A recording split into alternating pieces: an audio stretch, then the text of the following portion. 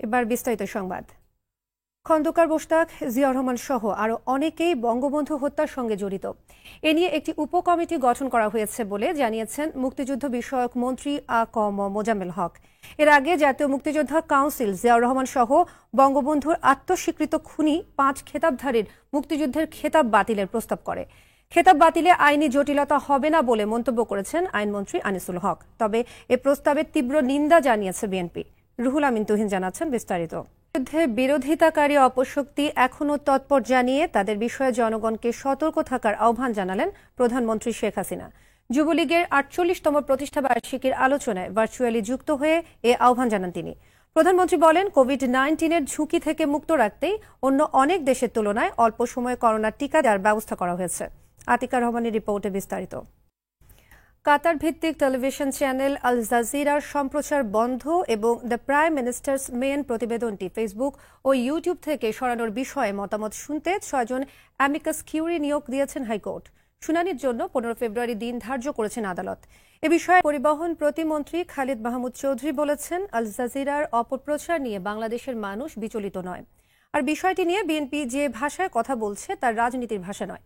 জাতীয় প্রেস ক্লাবের জাগৃতি প্রকাশনীর স্বত্বাধিকারী ফয়সাল আরিফিন দীপন হত্যা মামলার রায়ে বরখাস্ত মেজর জিয়া সহ নিষিদ্ধ জঙ্গি সংগঠন আনসার আল ইসলামের 8 সদস্যের মৃত্যুদণ্ডের আদেশ দিয়েছেন ট্রাইব্যুনাল। আদালতের পর্যবেক্ষণে বলা হয়, যারা কেবল বই প্রকাশের কারণে মানুষ হত্যা করতে পারে তারা জাতি ও রাষ্ট্রের শত্রু। সন্ত্রাস বিরোধী বিশেষ ট্রাইব্যুনালের বিচারক মোহাম্মদ মুজিবুর রহমান এ রায় ঘোষণা করেন। রিপোর্ট করছেন জাহিদ রহমান। এমবির সিরিজ বোমা হামলায় সাতক্ষীরার 6টি মামলায় 17 জনের বিভিন্ন মেয়াদে সাজা দেওয়া হয়েছে। দুপুরে সাতক্ষীরার অতিরিক্ত জেলা ও দায়রা জজ শফিকুল ইসলামের আদালতে এ রায় ঘোষণা করা হয়। মামলার মোট 19 আসামির মধ্যে একজনকে মৃত্যুদণ্ড। সড়কে মৃত্যুর মিছিল যেন কোনোভাবেই থামানো যাচ্ছে না। আজ একদিনে সড়ক দুর্ঘটনায় প্রাণ হারিয়েছে 17 জন। ঝিনাইদহের কালীগঞ্জ উপজেলায় বাস ট্রাকের মুখোমুখি সংঘর্ষে প্রাণ গেছে 11 জনের। এছাড়া কক্সবাজার, যশোর ও চুয়াডাঙ্গায় 6 জন নিহত হয়েছে। প্রতিনিধিদের তথ্য, গণ টিকাদানের চতুর্থ দিনে সারা দেশে টিকা নিয়েছেন 1,58,451 জন। 4 দিনে মোট টিকা নিয়েছেন 3,37,769 জন। প্রতিদিন বাড়ছে করোনার টিকা গ্রহণকারীর সংখ্যা।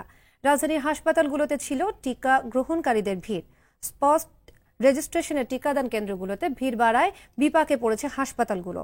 অতিরিক্ত চাপে ভ্যাকসিন ফুরিয়ে যাওয়ায় টিকা না নিয়ে নিরাশ হয়ে বাড়ি ফিরেছেন কেউ কেউ।